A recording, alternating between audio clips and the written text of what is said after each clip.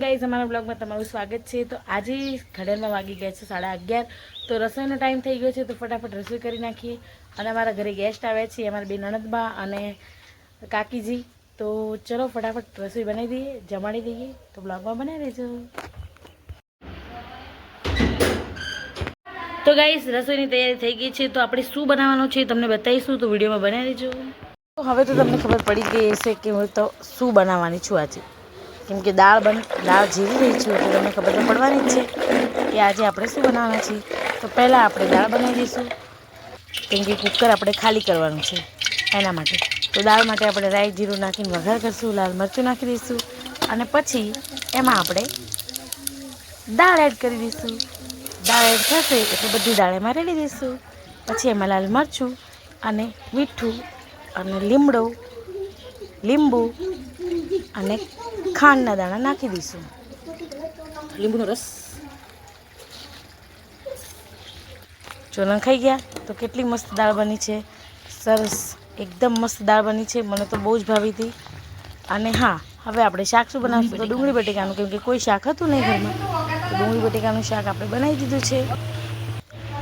આ ભાત મૂકી દીધા કુકરમાં અને શાક રેડી થઈ ગયું, બધા જમવા બેસી ગયા છે। ઓકે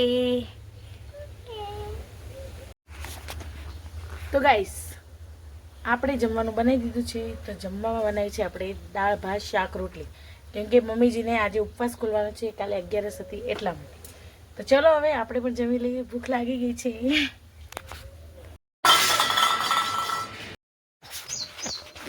તો ગાઈસ જમી તો લીધું છે, પણ વાસણ ધોઈને બહુ જ કંટાળો આવે છે ભાઈ। કોઈ આવશો વાસણ ઘસવા?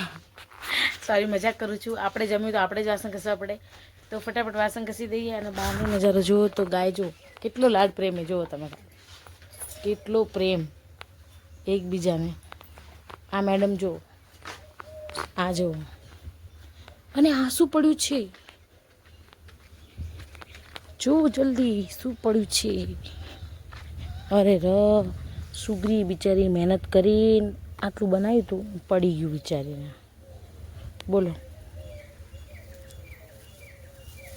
હવે શું કરશું। બિચારી કેટલી મહેનત કરી હશે આ બનાવવા માટે, કરી હશે કે નહીં, અફસોસ થાય મને।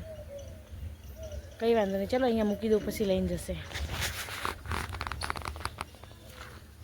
અહીંયા પડ્યો લઈ જાજે।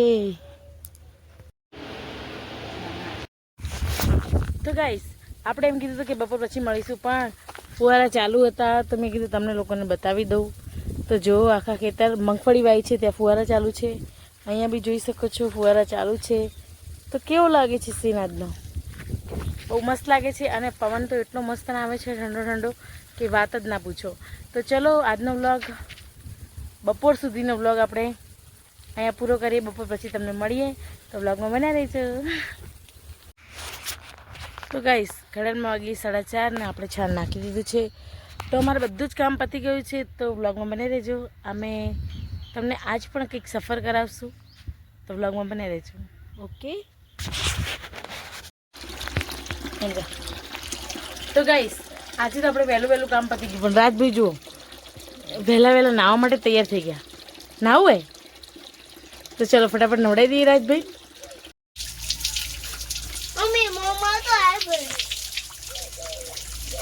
રાજભાઈ નવડાવી દઈએ આપણે ફટાફટ। રાજ સામું જોતો બેટા, રાજ આ બધું જો ના, મમ્મી સામું જો રાજ। કલિયુગ ઇનકે આને કા ઇંતજાર। રાજભાઈ નાઈ લીધું, મજા आई थी, મજા आई थी। રાજભાઈ हमारा તૈયાર થઈ ગયા છે, જો તો રાજભાઈ રેડી થઈ ગયા, રમવા માંડે। રાજભાઈ જાંબુ લઈને આવ્યા, બતાવજો કેટલા લઈને આવ્યા। રાજભાઈ જાંબુ લઈને આવ્યા, બતાવજો રાજ, જાંબુ બધા કેટલા લઈને આવ્યા। ઓહો इतने सारे जांबू, वाव। આ જો તપેલું, રાજ તપેલું તો ન હોય જાંબુ માટે, તો ગાઈસ આજે અમારે લાવી છે દેશી ગાય। દેશી ગાય ગૌ માતા, ખબર છે તમને, દેશી ગાયમાં 33 કરોડ દેવતા સમાયેલા છે કે નહીં। આ પુરાણમાં બધું લખેલું છે કે 33 કરોડ દેવતા સમાયેલા છે દેશી ગાયમાં. તો અમારા ઘરે પણ 33 દેવ વિરાજમાન થઈ ગયા છે. તો તમને બતાવીશું, તો જોજો તમે. ઓકે,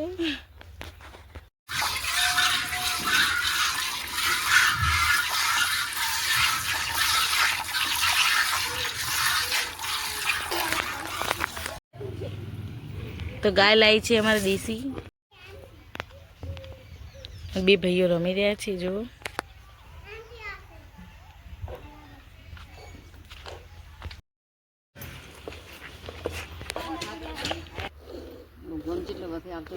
તો ગાઈસ દેશી ગાય કેમ કે રોટલી આપવા માટે નથી તો લાવી દીધી. હવે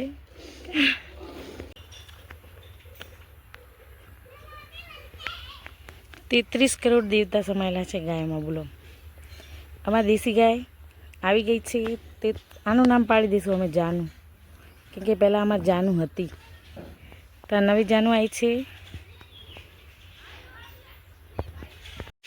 દેશી ગાયની સાથે આપણે વિડીયો પૂરો કરીએ છીએ. તો અમારા વિડીયો તમને ગમે તો લાઇક, શેર અને સબસ્ક્રાઈબ કરવાનું ભૂલશો નહીં. જોઈ લો, બાય. જેને ના જોયા એને નમન કરી લો.